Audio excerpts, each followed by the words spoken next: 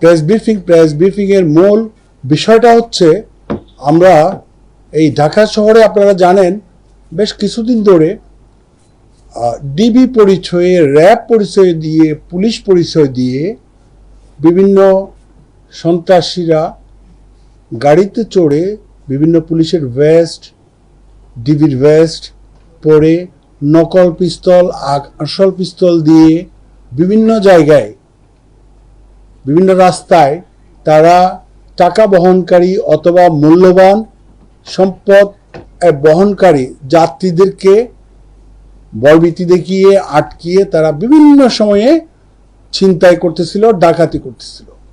তো এই সমস্ত কারণে আমরা সদা তৎপর ছিলাম এবং এই তৎপরতার পরিপ্রেক্ষিতে আপনারা জানেন ইতিমধ্যে আমাদের অনেক সাকসেস আছে এই কাজগুলি দমন করার ক্ষেত্রে, এই ক্রাইমগুলি দমন করার ক্ষেত্রে। তো ভেরি রিসেন্টলি গত 13 তারিখ রাত থেকে 15ই আগস্ট পর্যন্ত টানা 2 রাত 3 দিন আমরা অপারেশন করে ঢাকা শহরে 7 জন দুর্ধর্ষ ছিনতাইকারী ডাকাত আমরা গ্রেপ্তার করেছি। যেই দুর্ধর্ষ ছিনতাইকারী ডাকাতের মধ্যে প্রধান ব্যক্তি হচ্ছে তৈয়ব, যার নামে সারা বাংলাদেশে 45টা ডাকাতি ছিনতাইয়ের মামলা আছে। তার বাড়ি হচ্ছে মাদারীপুর। তো আমরা তাকে অনেকদিন ধরে খুঁজতেছিলাম। ইন দ্য মিনটাইম বেশ কয়েকটা ঘটনা ঢাকা শহরে ঘটে গেছে, এর প্রেক্ষিতে তার নাম বারবার আসতেছিল। তো তার যদিও বা 45টা মামলা, সে কিন্তু জামিনে ছিল। বেশ কিছুদিন আগ থেকে সে জামিনে, তার একটা গ্রুপ ছিল, এই ইনফরমেশনটা আমাদের কাছে ছিল। সে দীর্ঘদিন ধরে মাদারীপুরে অবস্থান করে ওখান থেকে কলকাঠি নেড়ে এই সমস্ত ঘটনাগুলি ঘটাচ্ছিল। সে প্র্যাকটিক্যালিও থাকতো। তো আমরা গত 13 তারিখ দিবাগত রাতে আমরা খবর পেলাম যে সে তার দলবল নিয়ে কামরাঙ্গীরচরের দুরানি ব্রিজের দক্ষিণ পাশে ডাকাতির প্রস্তুতি নিচ্ছে, প্রিপারেশন নিচ্ছে। এই ইনফরমেশনটা আমরা যখন পাই, তাৎক্ষণিকভাবে আমার ইনফরমেশনটা আমি পেয়েছিলাম।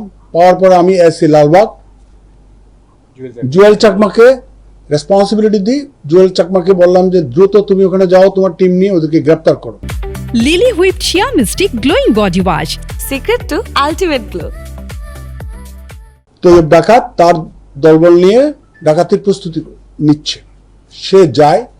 সে যাওয়ার পরে তার টিম নিয়ে যাওয়ার পরপরই সে প্রথমে তৈয়ব ডাকাতকে গ্রেপ্তার করে।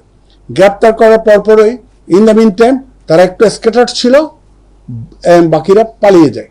তৈয়ব ডাকাতকে তাৎক্ষণিকভাবে গ্রেপ্তার করে। গ্রেপ্তার করার পরপরই তার পকেট সার্চ করার পর তার 2টা মোবাইল পাওয়া যায়, একটা পকেট রাউটার পাওয়া যায়। আপনারা ইন দ্য মিন টাইম জানেন যে সন্ত্রাসীরা বা ছিনতাইকারীরা ইদানিং পকেট রাউটার ব্যবহার করতেছে যেন আমরা তাদেরকে ট্র্যাক করতে না পারি।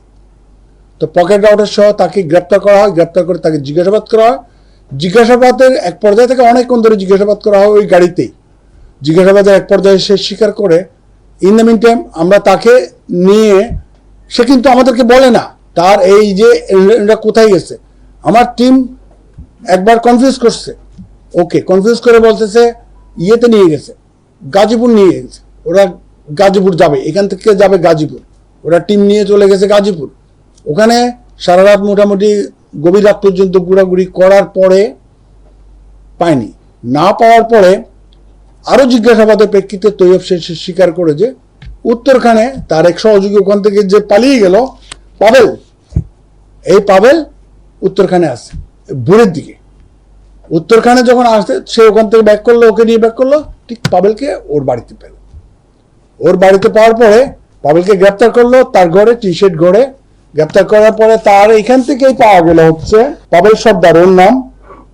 তার এখান থেকে পাওয়া গেল একটা কিস, 2টা মোবাইল ফোন, র্যাবের লোগোযুক্ত আইডি কার্ড হোল্ডার, 2টি সেনাবাহিনীর ফিল্ড ক্যাপ, একটি কালো লেজার লাইট এবং কয়েকটা পকেট রাউটার, আরো অন্যান্য সরঞ্জামাদি সহ আমরা তাকে গ্রেপ্তার করলাম। তাকে আরো ব্যাপক, ওখানেই তাকে অনেক ব্যাপক জিজ্ঞাসাবাদ করলাম। তাহলে আমাদের প্ল্যানটা ছিল হচ্ছে অনেক আসামি এখনো বাইরে, তাদেরকে গ্রেপ্তার করতে হবে। তো 2জনকে আমরা সেপারেটলি ওখানেই আমার টিম জিজ্ঞাসাবাদ করতেছিল।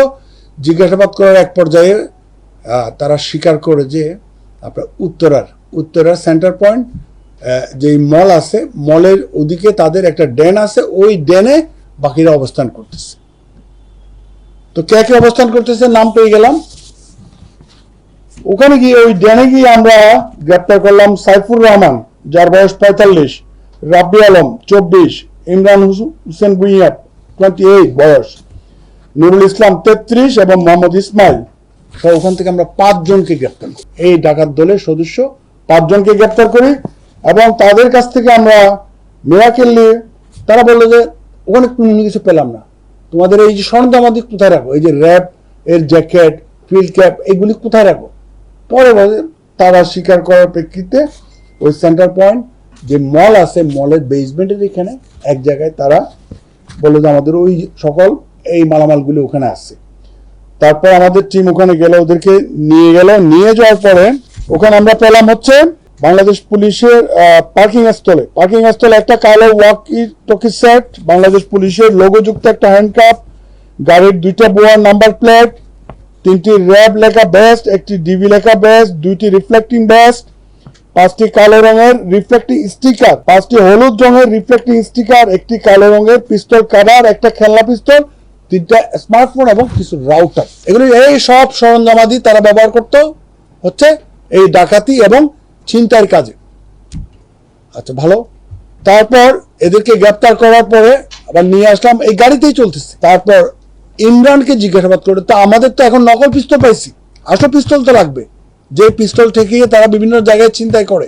ইমরান এক পর্যায়ে স্বীকার করলো তার একটা পিস্তল আছে, পিস্তলটা হচ্ছে তার রূপগঞ্জে তার বাড়িতে। টিম ওকে নিয়ে আমরা ভাগ করে ওকে নিয়ে রূপগঞ্জে এসে রূপগঞ্জ থেকে একটা ইতালিয়ান পিস্তল 6 রাউন্ড গুলি আমরা উদ্ধার করলাম তার বাড়িতে। ওই উদ্ধার করে ওখানে জব্দ তালিকা করা হলো। এই সকল মালামাল কিন্তু বিভিন্ন জায়গায় আমাদের এই জব্দ তালিকা হচ্ছিল। তারপর ওরে ওই পিস্তল ওখান থেকে উদ্ধার করে নিয়ে আসলাম, নিয়ে এসে আবার জিজ্ঞাসাবাদ, কিন্তু আমাদের কন্টিনিউয়াসলি অপারেশন চলতেছে। কিন্তু এরপরে আমাদের প্ল্যানটা ছিল কি, এই যে গত কয়েক মাসে ঢাকা শহরে যে ছিনতাইগুলি হয়েছিল বা ডাকাতিগুলি হয়েছিল, এগুলি ডিটেকশন করা। আমি একটু বলে রাখি এখানে আপনাদেরকে, মে মাসে যাত্রাবাড়িতে একটা 23,20,000 টাকার একটা ছিনতাই হয়েছিল। 4 জন মিলে আপনার যাত্রাবাড়ি এলাকাতে একটা 23,20,000 টাকার একটা ছিনতাই হয়েছিল। ওই ছিনতাইয়ের এটা ওখানে আমরা 4 জনকে গ্রেপ্তার করছিলাম, 3 জনকে গ্রেপ্তার করছিলাম, 6 জন আসামি ছিল, 3 জন 164 করছিল। এবং সেখানে নাম বলেছিল হচ্ছে এই তৈয়বের নাম বলেছিল এবং পাবেল সর্দারের নাম বলেছিল 164 ওই মামলার। এবং আরো যে গত জুলাই মাসের 14 তারিখে ইয়ের উপর কুড়িল ফ্লাইওভারের উপর 12 লাখ টাকার একটা ছিনতাই হয়েছিল। 12 লাখ টাকার একটা ছিনতাই হয়েছিল, সেটাও আমাদের কাছে ইনফরমেশন ছিল, এই গ্রুপটা করেছিল। তো তাদেরকে এই সমস্ত বিষয়ে আমরা ব্যাপক জিজ্ঞাসাবাদ করতেছিলাম এবং আলটিমেটলি তারা সবকিছু স্বীকার করেছে। স্বীকার করার পরে তো যে এই কয়েকটা ঘটনা ঘটিয়েছে, 3-4টা ঘটনা ঘটিয়েছে, সবকিছু তারা এই ছিনতাইগুলি যে সম্পন্ন করেছে এটা আমাদের কাছে স্বীকার করলো। স্বীকার করার পরে আমরা জিজ্ঞাসা করলাম যে তোমাদের কি গাড়ি ব্যবহার করো। তৈয়ব এক পর্যায়ে স্বীকার করে যে তার একটা গাড়ি আছে, একটা 7 সিটার একটা গাড়ি আছে, সেমি 7 সিটার, এই গাড়ি ব্যবহার করে। এই গাড়ি কোথায়? ধানমন্ডিতে 2,500 টাকা দিয়ে সে ভাড়া করে ওখানে গাড়ি রাখে। আপনারা দেখবেন এখানে অলরেডি আছে বেশ কিছু নাম্বার প্লেট, দেখছেন না? নাম্বার প্লেট, বিভিন্ন নাম্বার প্লেট সে ওই গাড়িতে ব্যবহার করে। এখানে আমরা যেগুলো উদ্ধার করেছি এই নাম্বার প্লেটগুলি সে পাল্টিয়ে এই আকামগুলি করে। তারপর তার জিজ্ঞাসা মতো, তার দেখানো মতো ধানমন্ডি থেকে আমরা এই 15 তারিখ 14 তারিখ দিবাগত রাতে, ভোর রাতে এই প্রাইভেট কার বা সেমি প্রাইভেট কারটা আমরা উদ্ধার করি। এই হচ্ছে সার্বিক আমাদের টোটাল কার্যক্রম। এখন প্রশ্ন আসতে পারে তাদের নামে কি মামলা হচ্ছে।